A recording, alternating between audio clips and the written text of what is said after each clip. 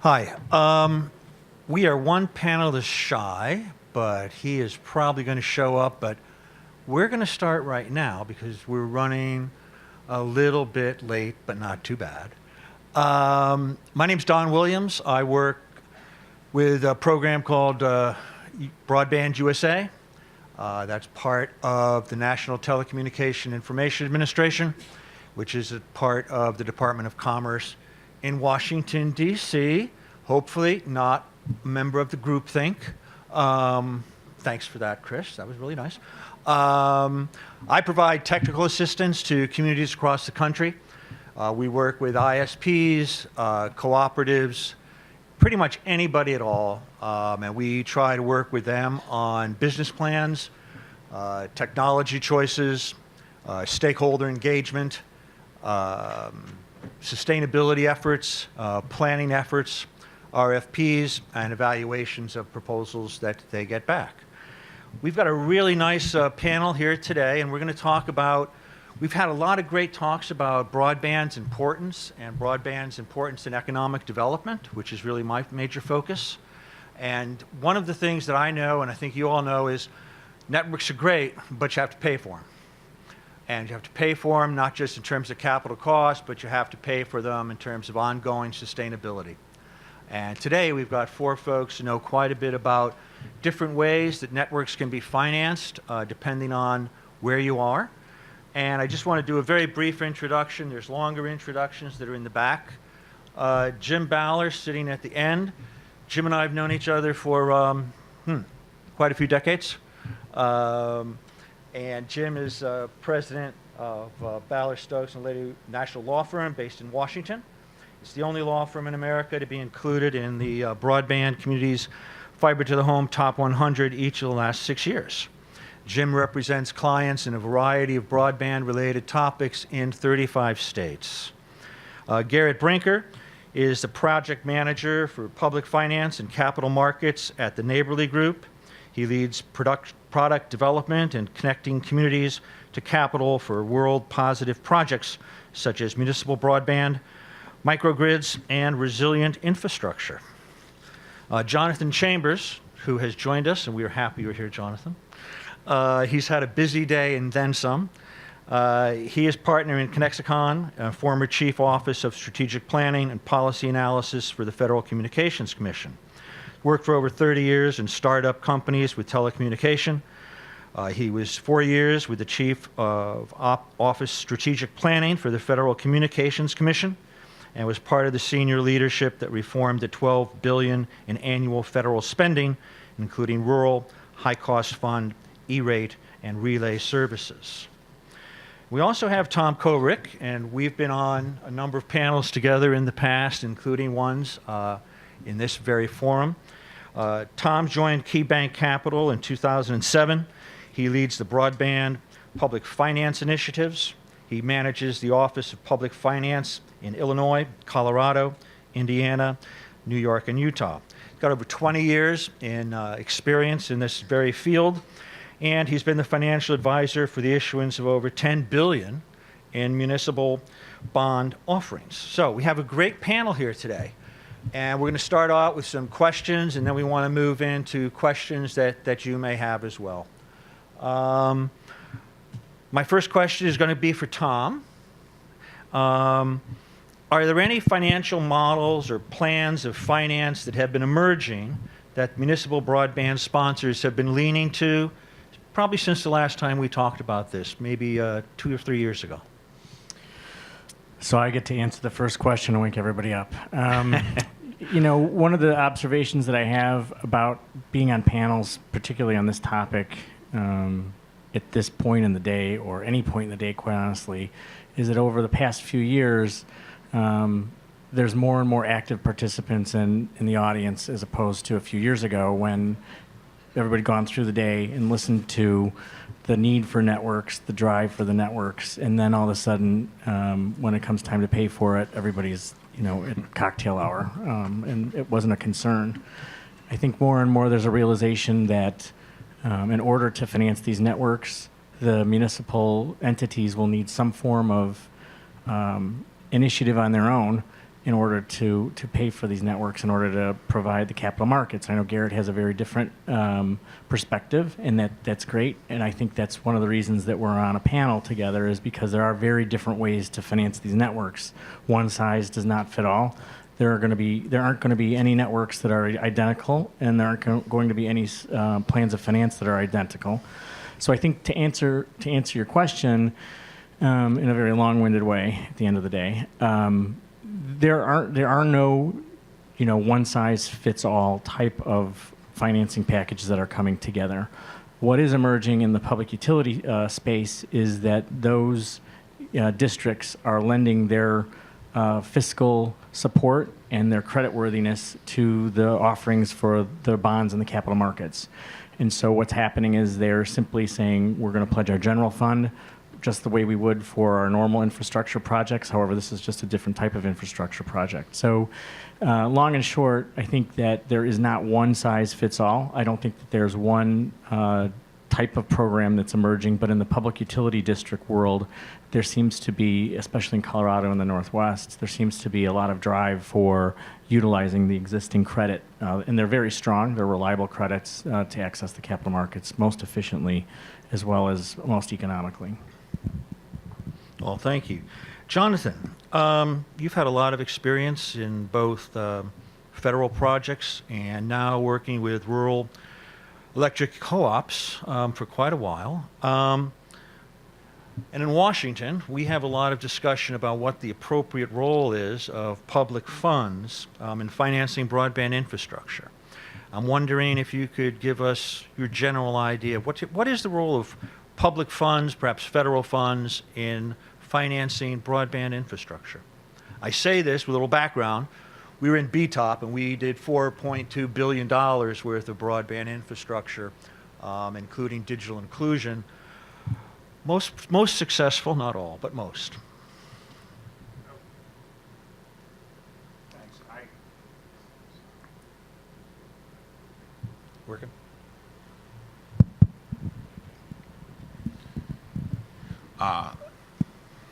So first, the source of funds. I work these days only with rural electric cooperatives who are building fiber to the premise networks. And those co-ops build their networks. Their source of funds is the same source of funds they've had over the past 80 years. They borrow from RUS, they borrow from KeyBanc, they borrow from CFC, and we've never had difficulty in raising funds through debt by borrowing from the traditional lenders to cooperatives. Now, your question about the role of public funds is, as traditionally electric co-ops have been funded since their inception just through borrowing from the government or from cooperative banks. Right. The telecommunications industry, much different, has largely been funded in rural areas by public funds, by subsidies mostly, not in the form of grants, but by ongoing subsidies that have gone on for decades. And today, between the FCC and RUS and various state programs, Pennsylvania has a program, the governments across the country are going to spend likely $50 to $60 billion of the public's money over the next decade. To me, the question is a combination of what does that money get spent on? And if any of you were in the panel earlier with me, you know I think that if you're going to spend the public's money, you ought to spend the public's money on long-term infrastructure.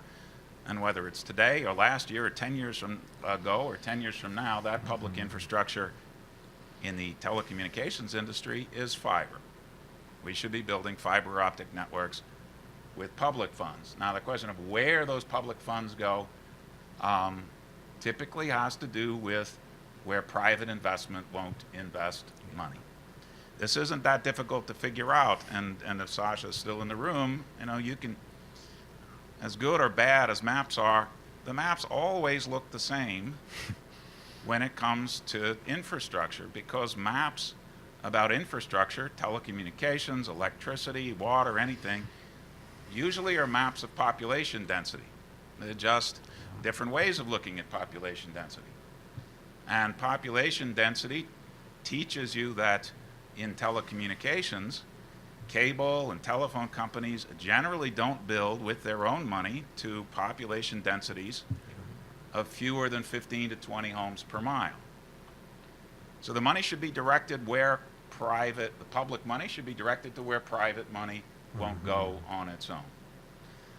The disagreement I've had for years, not just while I was at the FCC, but going back to the early 1990s, since I've been engaged in these policy debates, and I agree with everything Sasha said about living and working in Washington. The disagreement I've had is that for most of the past 80 years, going back to the Kingsbury Commitment, public funds have been directed to just one type of company, one industry, over and over again. You can dress it up many different ways, but it always comes down to the same thing, which is politicians and the regulators decide just to give money to the telephone companies, not to give money to community institutions, to electric cooperatives, to other types of cooperatives. And finally, starting tomorrow, the FCC will commence an auction of public funds for those who would build infrastructure. And it's a nice beginning, but, a real but here, it's a $1.98 billion 10-year program over which time the FCC will spend $45 billion on the telephone industry. So, $2 billion for everybody and $43 billion for the telephone industry is a beginning, but it's not going to get us there until we get the SOM system of the full ability of communities themselves making choices by what people will buy in the marketplace, by what local communities will build, getting access to federal funds in areas where private industry won't build. So that's my long-winded answer to your No, short but it's a question. good one. We had discussions earlier about rural, and the federal government, I think, has about 36 definitions of rural. And depending on what grant program or loan program you're working on, you may think you're rural, but according to that program, you're not. Similarly, I hear people talk about, I work in a lot of different places in America, and I hear people talk about, as you said, 10 homes a mile. I work in places where we're counting up how many homes there are per square mile, which is not going to be 10 homes per mile. And you're absolutely right. We do need to put our money where things are not currently being served. And we're going to talk about some overbuild issues a little while. Jim, you're busting to cut in. Go for it. When you asked the question about public funds, I think, John, you immediately assumed he was talking about federal funds subsidizing projects. Now, my background is in working with public entities, many of which were communities that electrified themselves 50 years before most of the cooperatives went into the world of electrification with REA funds. Sometimes and often we hear that spending by communities on their own projects is spending public funds. Often that is not the case because, like cooperatives, they borrow, they take loans, the loans are paid off over time, so they're like a commercial borrower, but the funds are not public funds as such. And to the extent you could consider those public funds, I would say that funds should be used as the community thinks they ought to be used. There's nobody better than local, responsible decision makers to decide what works in that community and what projects will most enhance the community's well-being.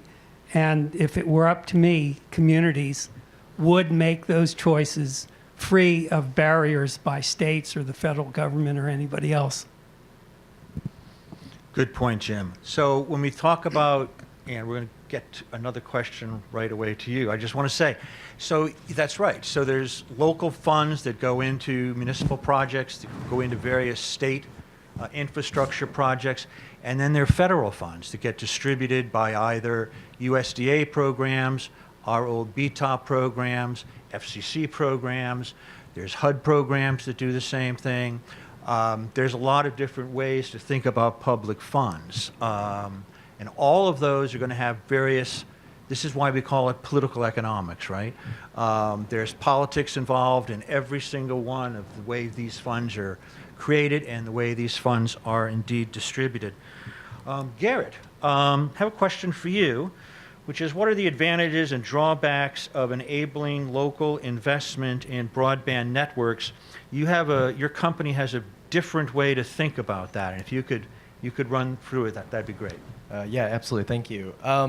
So just a bit of background. Neighborly, we focus on democratizing access to municipal bonds, and so it's really trying to build local pools of capital for these networks. And so what we believe in building municipal broadband networks and building community broadband networks is that the investment of local capital is an unbelievably powerful mechanism that can really serve the success of these networks.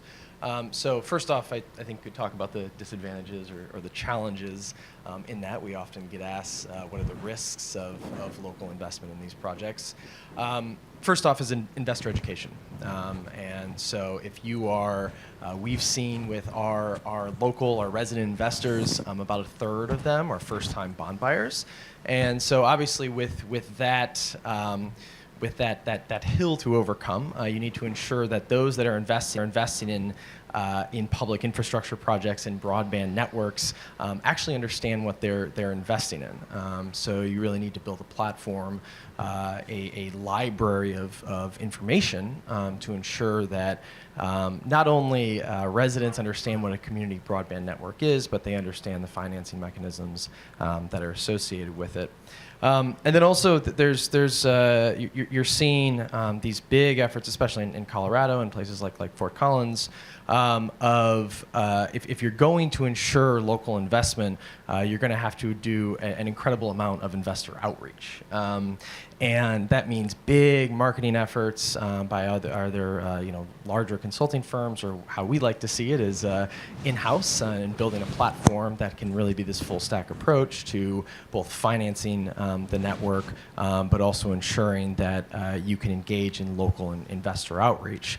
But if you build a platform, if you use software to actually create that investor outreach with a couple clicks of a button, you can ensure that you're hitting literally thousands of residents across that community. And so there are these challenges that you need to overcome in local investment, but the advantage of that is that if you can start to target residents locally in these communities that are investing in these broadband networks, and get them quite literally invested in the network, that they then have a vested interest in actually seeing the success of that network, and they're going to go to their neighbor, and they're going to go to their neighbor's neighbor, and you're going to have a ton of advocates or fiber champions, as I know Am Idaho likes to call them, in your community, that are serving as advocates for that network, and really have that belief, and have that, again, vested interest in the success and the build out of the network. So just a couple of questions. So you're not going to capital market participants for funding. You're going to individuals in the community. You can go to both. Okay. And so you can go to the larger markets, working with institutional investors, but you can also, for say 10 to 15% of that build out or that investment, go to the local community and ensure that there is actually that connection, instead of all of that capital being pooled on Wall Street, that it's actually pooled on Main Street as well.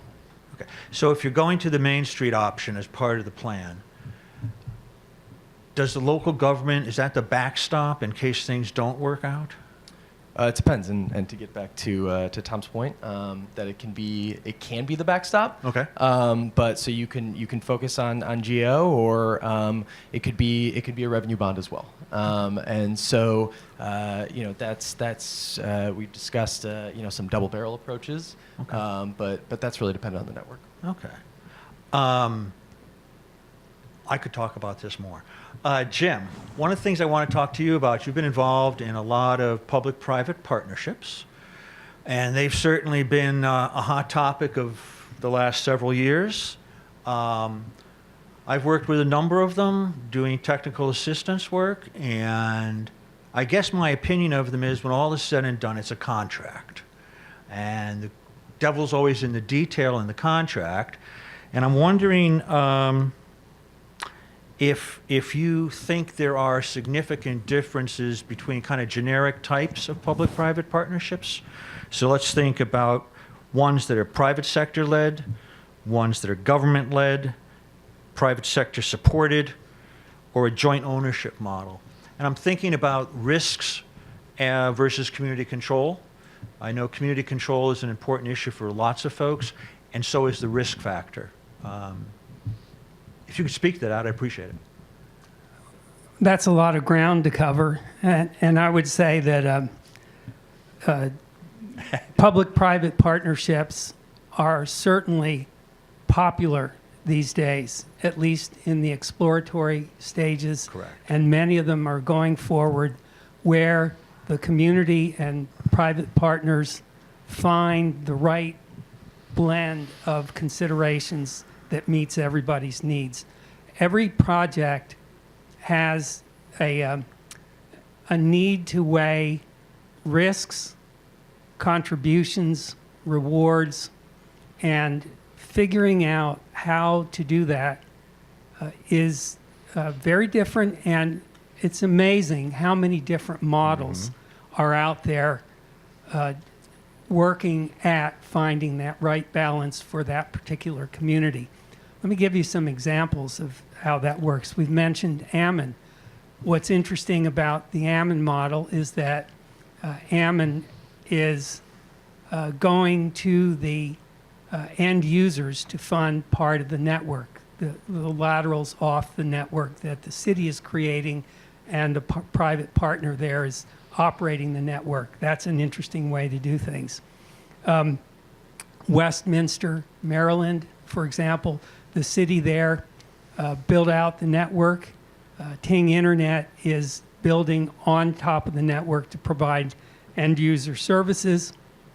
It has an exclusive to do that for a period of time, but when it reaches certain targets, the network will open up and others will provide service. There are Kentucky Wired. This is on a state level. Kentucky Wired, the Commonwealth of Kentucky, determined that it could use the money it spends for its public needs through all its state agencies and redirect that toward developing a statewide fiber network and almost pay for the network through that alone. And that became the foundation for a network deal with Macquarie Capital and its partners that has resulted in a statewide fiber build, or it's in the process of doing that. Lincoln, Nebraska, had a city that had lots of conduit developed over a period of time.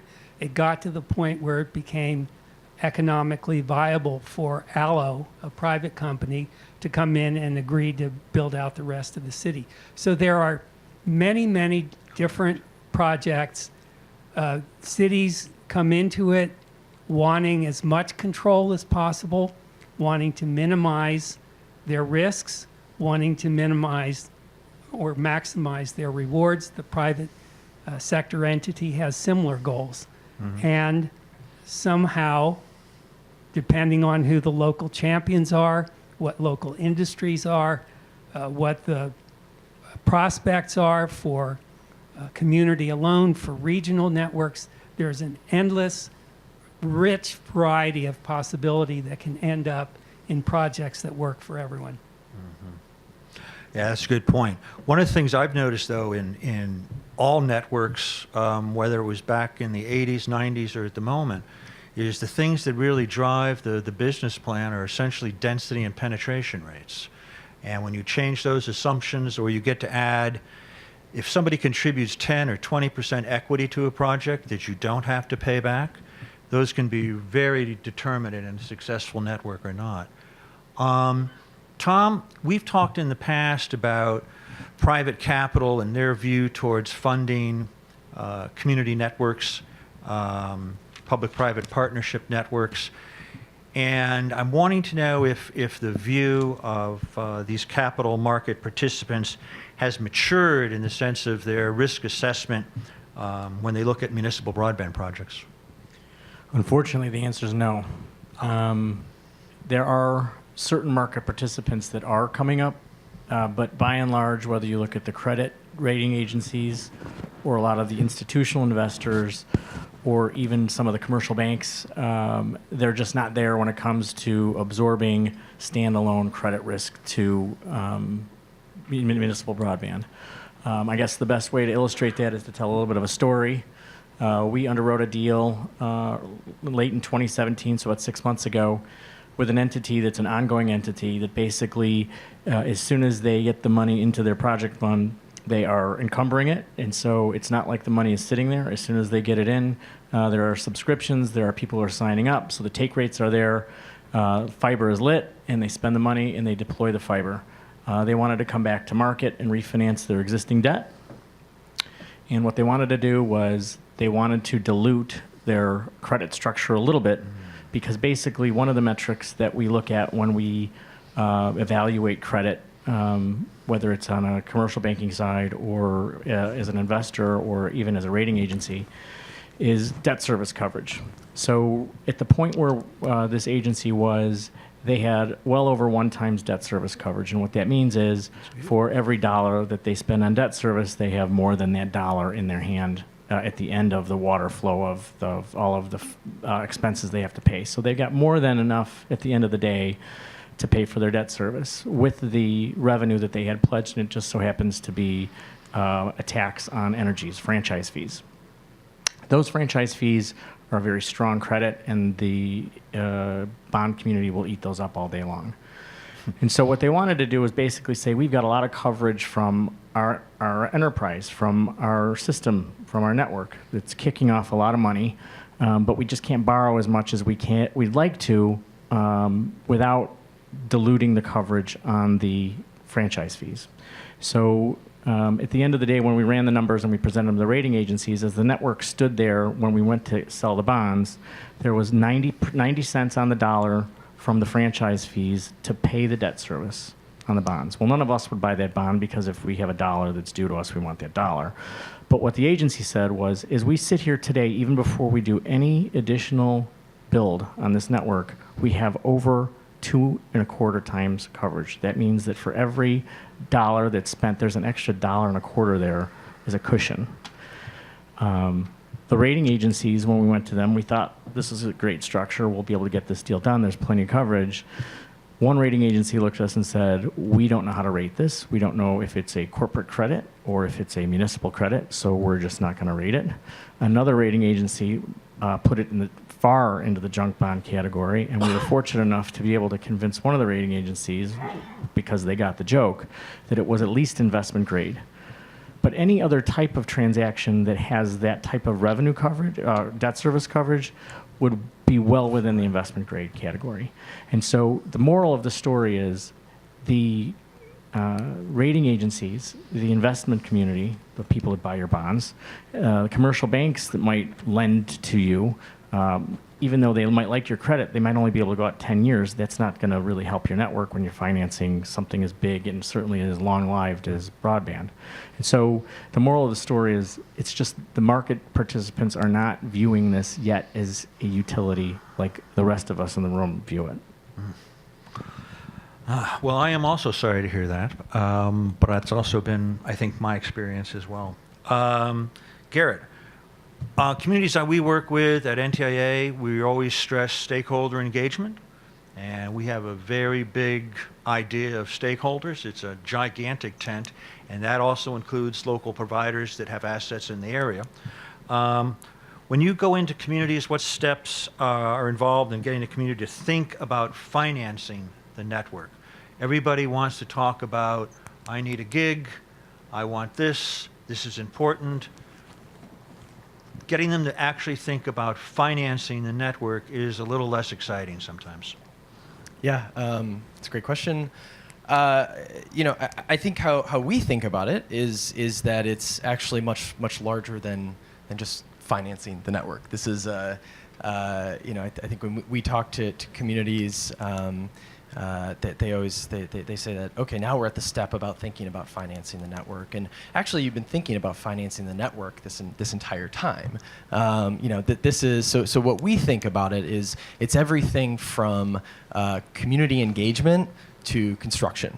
And so it actually starts at the political advocacy level. That you're actually and so how we think about it is around this concept of demand aggregation. How can you at the beginning of this movement, which are political advocacy movements, start to map and multiply the demand that might exist within a community. And so you find those fiber champions, you find those local advocates who want these networks. And so then you eventually get to a point where you need to think about, are you going to need bonding authority? Will you need to create some sort of special purpose district? What is the structure that needs to be in place for that? And that gets you to the point of bond approval or some sort of vote.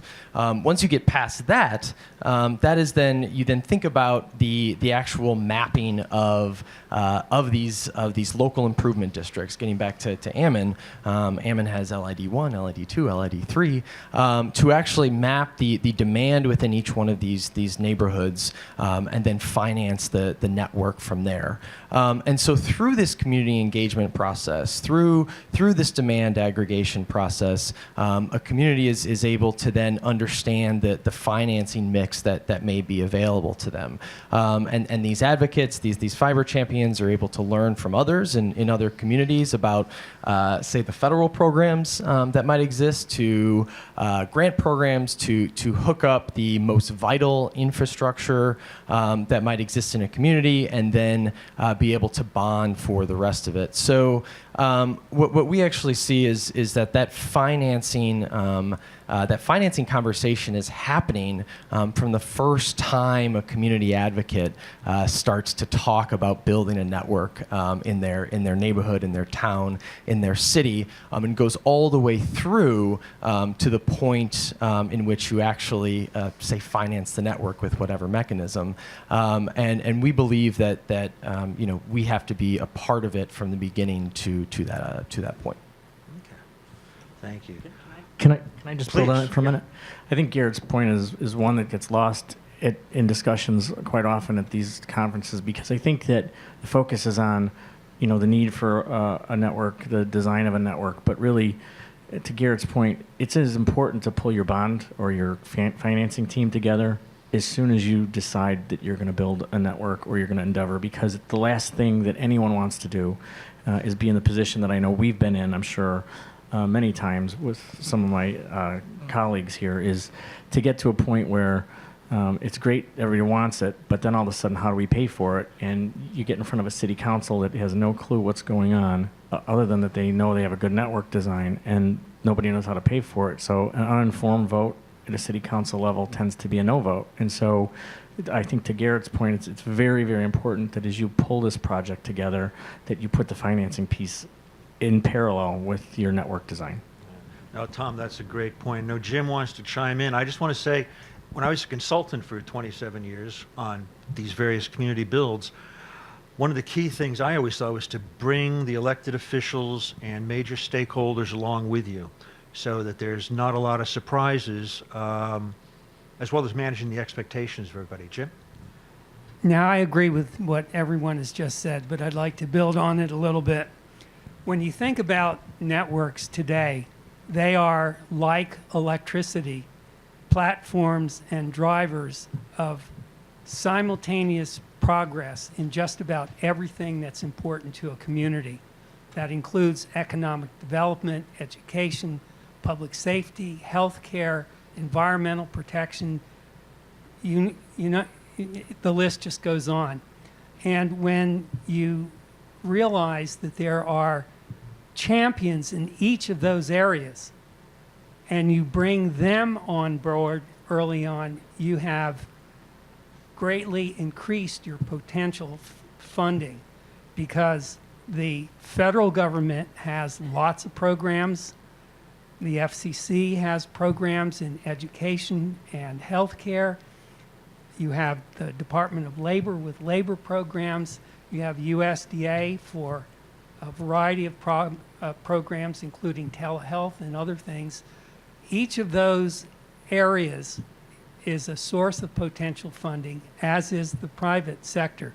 When you get all of those people in a room talking about how a network can serve all of their interests, before long you have the table being levitated with the energy that can flow around that room. So I agree with all of you that getting the key stakeholders together early on and committed is a great way for a project to be successful.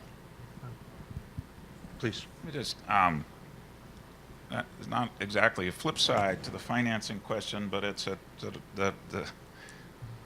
to us, a fundamental piece of the financing question is what it's going to cost you to build a network, because all of the questions about who the users are going to be or what your take rates are going to be are all made easier if you're not overspending on the network in the first instance. I'll mention one thing just because it came up this morning. I received an email from a company that had an RFP out, as a community that had an RFP out that we responded to. And they'd asked us to adjust all of our costs for construction to raise it to a common point that all of the bidders in this RFP had put out. And for us, that was raising the cost of construction by 50%, 50.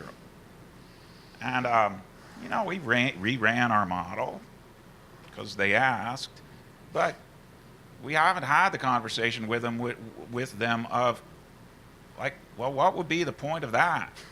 I mean, I can always spend more money, and it's going to make the model worse. And if you can still make it work, okay, you know, maybe you go ahead with a project. But it's easier to raise money if you're spending wisely. It's easier to find financing if you are watching every single penny. When I said we build networks where the population density tends to be between 3 and 8 homes per mile, you can't do it unless you're watching every penny. If you're in a competitive situation and you're building somewhere where there's a cable operator or a telephone company that's at least providing some decent level of DSL service, you can't overspend on your network, or you won't be competitive when the inevitable competitive response comes. Yeah. So all of this, because I hear it more often than I'd like, there are a lot of you who are a consultant for a lot of years. I'm a consultant now, and I'm going to get into another line of business someday, because, I mean, who wants to be a consultant, really? I mean, you give your advice, people follow it, don't follow it. If you don't pay attention to cost, and there are plenty of cost models out there that are just like anything goes. Start with a model of a system that has been built already, that is successful already, that is profitable already, that looks somewhat like your community already, and then adopt that. There are plenty of those kind of models out there. Trust something that's already working and try to get your costs in line with what they've done.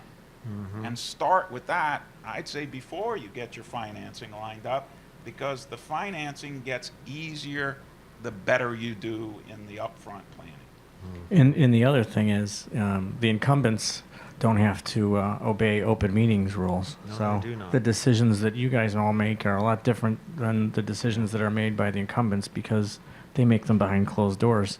You have people who scour every meeting, minutes of every city council meeting. I've been to them. There's always those 4 or 5 people who stand up at every meeting and talk about every topic, and they're going to study that, and that's the stuff that gets picked up in the paper because there's this citizen that is concerned about this, and maybe a slow news week, and so the local press picks up stuff that your incumbent providers just don't have to deal with. So those political headwinds can be considerable as well.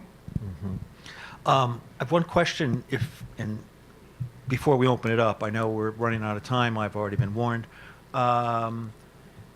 A lot of the places that I'm currently working with, the real driving force for bringing broadband to that community or improving what is there, which is often DSL and not upgraded DSL, is economic development for the community. We're losing population. We have to go into the next town to a fast food restaurant to get our kids to be able to do their homework. So those economic development benefits of a network, how are people thinking about that in the finance community? How do you address that, in fact, this network is so important to the community that it has to be financed? I know there's the Community Reinvestment Act can help sometimes, the local bank, but how do we begin to quantify that?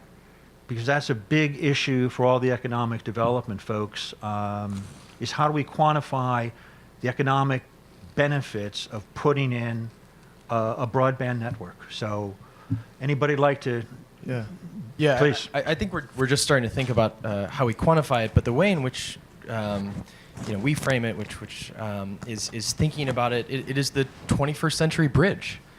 Neighborly is based in San Francisco. I live in San Francisco, and I look out to the Golden Gate Bridge every day. One of the most iconic structures that exists in this country. And in the early 1930s, the city banded together to finance and to build that bridge locally because they recognized the unbelievable value, the unbelievable amounts of economic prosperity and opportunity that iconic piece of infrastructure could create for the city of San Francisco and its surrounding areas. And bridges were built across the country for many, many decades that created similar amounts of jobs and economic opportunity and connected people in ways in which they were never previously connected. And in today's information-based economy, municipal broadband is something that is simply required, and it is the 21st century bridge that can create that economic opportunity from in cities as big and already well connected as San Francisco to small communities like Ammon, Idaho. And that's what's so powerful about it. And if you can think about it in that mental model, in that frame, it starts to become easier to think about how to quantify those benefits.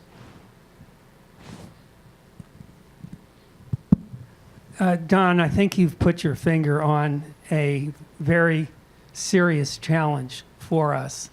We've been tracking economic development studies and anecdotal evidence for many years. We have a whole web page on it. Chris tracks that as well. And we don't have powerful tools that can quantify externalities well enough yet. If we did, we could see the real value of networks, and we could have a conversation about whether investments in them, even if they don't return costs directly through end user fees, would be a worthwhile thing to do for the total value for the community. We're getting closer. There are more and more studies. There are studies that look at pieces of it, like increases in property values and increased efficiencies and all of that. But at the end of the day, networks still need to pay for themselves somehow.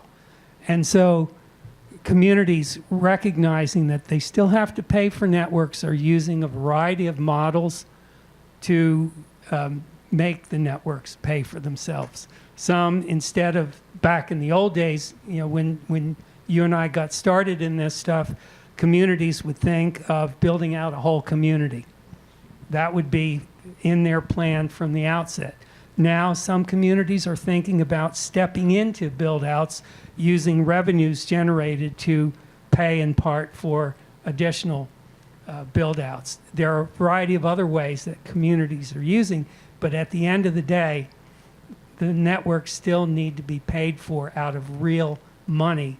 And while we know that they are engines of economic development, while we know the community will benefit across the board, they still don't factor into the revenues directly, and we need to work on that. I mean, echo Jim's comments.